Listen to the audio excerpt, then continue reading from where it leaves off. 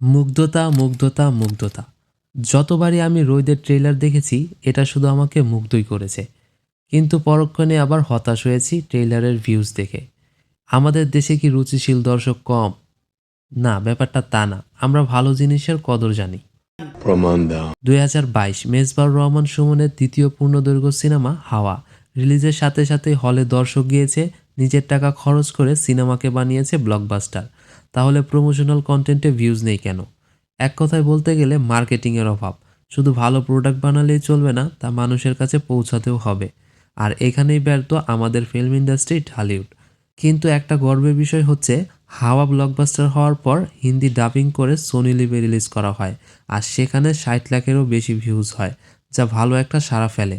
কিন্তু আমাদের দেশে কিছু হাইপ সিনেমা বাদ দিলে ভালো সাবজেক্ট নিয়ে তৈরি আউট অফ দ্য বক্স সিনেমাগুলো তেমন কোনো সাড়া ফেলতে পারে না। কোন দিক দিয়ে সিনেমা আসে আর কোন দিক দিয়ে যায় কেউই জানে না। এর থেকে বেশি তো অপু বিশ্বাস আর বুবলির ঝগড়া ভাইরাল হয়। তবে রোহিতের ট্রেলার যারাই দেখেছে পজিটিভ রিভিউ দিয়েছে।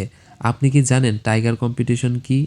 ক্রিস্টোফার নোলানের সিনেমাও যেখানে অংশ নিয়েছিল, আমাদের সিনেমা অর্থাৎ বাংলাদেশের সিনেমা রোহিত সেখানে সুযোগ পেয়েছে। ভাবা যায় এটা কত বড় ব্যাপার। কিন্তু সেই মুভির ট্রেলারে ভিউজ মাত্র 2 লাখ। অনেকে তো জানি না এই সিনেমা সম্পর্কে। রোহিত হচ্ছে একটা অ্যালিগোরিক্যাল সিনেমা যা আদম আর হাওয়াকে সিম্বলাইজ করবে। এর colour grading, cinematography, makeup, acting, background score সব টপনচ হলিউড লেভেলের।